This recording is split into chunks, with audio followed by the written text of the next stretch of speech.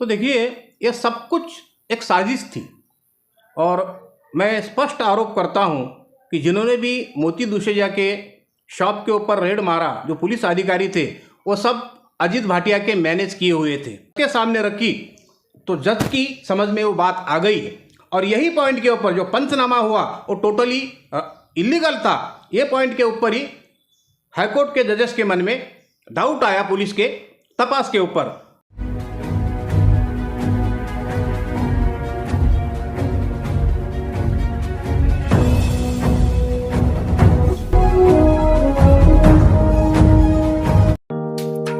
Neeraj Vinod Burani's Spacecraft Interiors.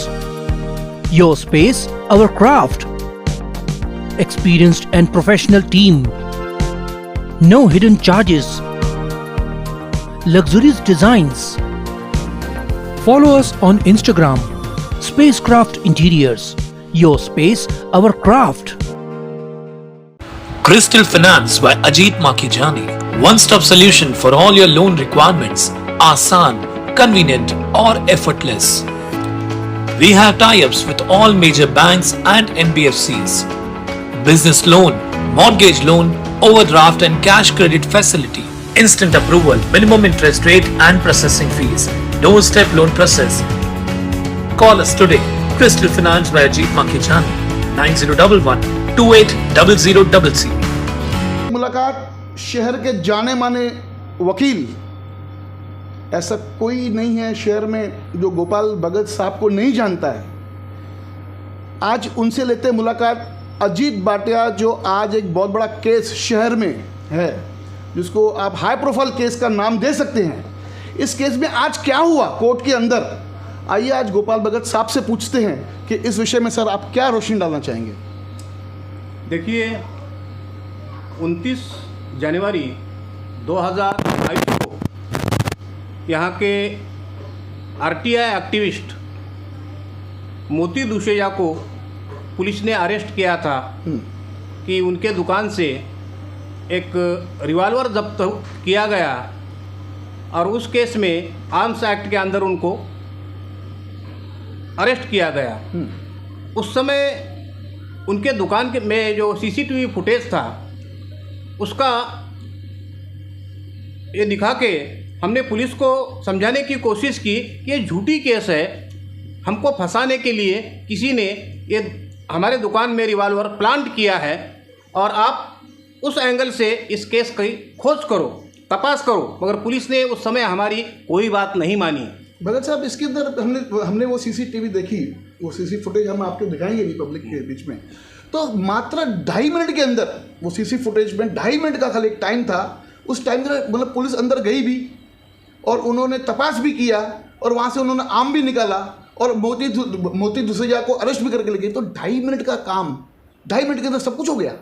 तो देखिए, ये सब कुछ एक साजिश थी और मैं स्पष्ट आरोप करता हूँ कि जिन्होंने भी मोती दुसेजा के शॉप के ऊपर रेड मारा, जो पुलिस अधिकारी थे, वो सब अजीत भाटिया के मैनेज किए हुए थे। वो सब एक ड्रामा था।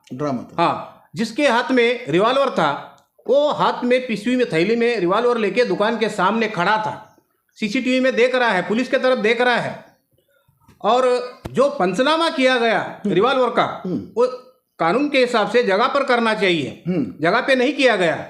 वो लड़के के हाथ में, जो लड़का उधर सीसीटीवी में दिख रहा है, उसके हाथ से पिस्वी लेके पुलिस स्टेशन में गए, मोती को लेके गए और वहाँ जाके पुलिस ने पंचनामा किया। और ये बात जब हम हाईकोर्ट में ये बात जज के सामने रखी तो जज की समझ में वो बात आ गई और यही पॉइंट के ऊपर जो पंचनामा हुआ वो टोटली इलीगल था। ये पॉइंट के ऊपर ही हाईकोर्ट के जजेस के मन में डाउट आया पुलिस के तपास के ऊपर और फिर हाईकोर्ट ने खुद वो सीसीटीवी फुटेज देखे और पुलिस को ऑर्डर दिया कि इस केस में डिटेल इन्वेस्टिगेशन होना चाहिए। सर, कहीं ना कैसे लग रहा है कि भू माफिया को, इसको हम भू माफिया कह सकते हैं अजीत भाटिया को। बिल्कुल। उसकी एक हैबिट है कि जो भी सरकारी भूखंड है उस पर बुरी नजर रखना और मौका मिले तो उसमें अपना धावा ठोक देना बराबर है। और जो उनके साथ में जो बाकी जो एक हम लोग ने मोती दुसेजा का एक सुना था, जब भी पहले दिन में जब पेशी थी तो वहाँ पे कहा था मोती दुसेजा ने कि इसके अलावा और बड़े बड़े लोग इसके पीछे हैं और जिनको ये डीसीपी साहब ढूंढ रहे हैं। बाकी सब आपको पुलिस से आप मालूमात कर सकते हैं ज़्यादा। आप मैं इससे ज़्यादा इसमें नहीं बता सकता हूँ अभी। बहुत बड़े बड़े नाम के खुलासे भी हम करेंगे आने वाले दौर में। तो कैसे एक भू माफिया को पुलिस डिपार्टमेंट भी, यानी जिस तरह आप बोल रहे हैं कि पिशवी में लेके जाके वहां पे प्लांट किया, जो पंचनामा उनको पुलिस स्टेशन, जो पुलिस वालों को जो उस लोकेशन में करना चाहिए था, लेकिन वो लोकेशन में न करते हुए पुलिस स्टेशन में किया, तो कहीं ना कहीं दिख रहा है कि पुलिस भी ऐसे भू माफियों के पीछे खड़ी है। देखिए, उल्लासनगर में ऐसे कई भू माफिया हैं, उनमें से एक अजीत भाटिया है।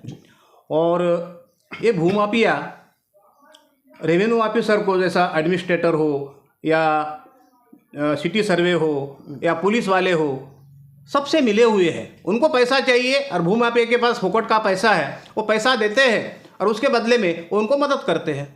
तो और यदि उनके कार्यकलाप में यदि कोई सामाजिक कार्यकर्ता या आरटीआई एक्टिविस्ट यदि विरोध करता है, कंप्लेंट करता है, तो उसको डराने धमकाने के लिए उनको झूठे केस में फंसाया जाता है। अपना बल का उपयोग करते हैं इसमें। हाँ, बल, धन का और बल का भी। पहले डराते हैं, पहले ऑफर करते हैं, पैसों की लालच देते हैं, नहीं हुआ तो फिर बाद में धमकाने काम, अगर वो भी नहीं माने तो फिर ऐसे खोटे केसेस, ऐसे कोर्ट केसेस में अटका के और एक शरीफ आदमी की छवि खराब करने का काम इस प्रकार के भू माफिया अजीत भाटिया कर रहे हैं। हाँ, तब अजीत भाटिया ने आज तक, ये कोई उनका पहला केस नहीं है। हाँ, मोती दुशेजा को झूठे केस में फंसाने का अजीत भाटिया का ये पहला ये नहीं है। 2012 में जो मुर्तुजा बच्चन नाम के पत्रकार थे, उन्होंने उनके खिलाफ शिकायत की थी, तो उस समय उनके खिलाफ भी, मुर्तुजा बच्चन के खिलाफ झूठे पेपर बनाकर उन्होंने उनके ऊपर केस किया। और जब केस किया तो उस केस को हमने हाईकोर्ट में उस समय चैलेंज किया था।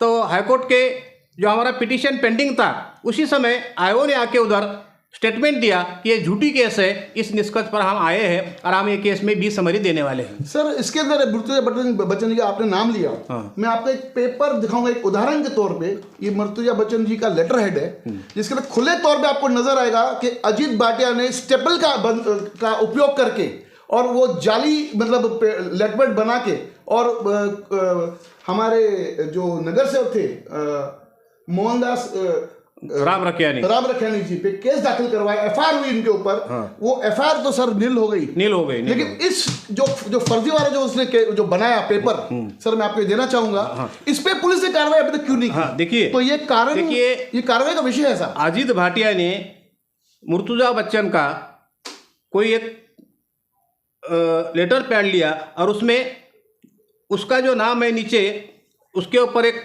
चिट्ठी लगा के फैब्रिकेटेड पेपर बनाया और आईपीसी के 465 के अंदर ये पनिशेबल है। सर, कितनी सजा होनी चाहिए इसके, ये विषय अगर कोई ऐसा करता है व्यक्ति, तो उसको कानून किस कौन से कलम में और कितनी सजा है उसकी? 465 और 471 में 7 साल की सजा है। मगर ये केस आज भी की जा सकती है। ये फोर्जरी है, ओपनली फोर्जरी है। हाँ। पुलिस ने खाली इसने अजीत भाटिया ने खाली झेरॉक्स प्रत पुलिस को दी। जब हमने बोला कि उसका ओरिजिनल मंगा, हाँ, तो ओरिजिनल वो लास्ट तक दे नहीं सका और इसी से जाहिर हुआ कि झूठे केस है। तो कहीं ना कहीं पुलिस प्रशासन को अभी ये जो ओरिजिनल कॉपी है वो अजीत भाटिया से मंगानी चाहिए और इस पे इन्वेस्टिगेशन होना चाहिए। बिल्कुल करना चाहिए। पानी होना चाहिए। नया आरोप तो सर, ऐसे तो लोगों के ऊपर खोटी एफआईआर होती रहेगी, नामी गिरामी लोग भी ऐसे इस चप्पड़े में आ सकते हैं। देखिए ना, 2012 में अजीत भाटिया ने झूठे पेपर दाखिल करके एक डेवलपमेंट प्लान पास किया था। हाँ, और वो उस समय गुलगुले नाम के यहाँ पे टाउन प्लानर थे। हाँ। तो ये प्लान पास होने के बाद कुछ समाज सेवक लोगों ने गुलगुले को कंप्लेंट की कि इसने जो पेपर दाखिल किए हैं वो सब जाली है, फैब्रिकेटेड है। हाँ, तो गुलगुले ने पूरा वेरिफिकेशन करके डॉक्यूमेंट का उसका समाधान हुआ कि सचमुच उससे गलती हुई है। तो उसने जो प्लान पास किया था उसको फिर से उसने कैंसिल किया गुलगुले ने। तो अजीत भाटिया ने चिढ़ के उसके ऊपर, दूसरा बुड़गे है इंजीनियर, दोनों के ऊपर झूठा केस दाखिल किया। बेचारे दोनों इनोसेंट पर्सन 1-1 महीना जेल में रहे। अरे बाबा। हाँ सर, अभी जो अजीत भाटिया को आज कोर्ट में लेके आए, तो क्या उनको एमसीआर हुआ या उनको पीसी मिली, इस बारे में क्या जानकारी? हमने आज कोर्ट ने पहले 3 दिन का उनको पीसीआर दिया था, पुलिस रिमांड दिया था। हाँ। मगर इतने बड़े केस में, क्योंकि पुलिस को सीरियस केस में 14 दिन रिमांड देने का अधिकार है। तो मैंने जज को यही विनंती की कि इतने सीरियस केस में, गंभीर केस में 3 दिन का पीसीआर बहुत कम होता है और 3 दिन में पुलिस ने काफ़ी प्रोग्रेस भी किया है। लिहाजा और 7 दिन का पीसी बढ़ा के दे दो, ये हमने रिक्वेस्ट किया है। मगर कोर्ट ने अभी तक ऑर्डर पास नहीं किए है। जल्दी हम दिखाएंगे आगे भी कि क्या इस आगे में इस केस के अंदर क्या आपको और भी हम खुलासा आपके सामने लेके आएंगे। लेकिन जो शहर में चल रहा है ना भू माफिया का आतंक, ये सही माने में हमारे सभी शहर वासियों को गहराई से सोचना चाहिए। हमारे जो शहर के नेता लोग हैं उनको भी गहराई सोचना चाहिए कि ऐसे फर्जीवाड़ा करने वाले लोग जेल के अंदर ही सही दिखते हैं। धन्यवाद, देखते रहिए फिर से बॉगी न्यूज़ चैनल।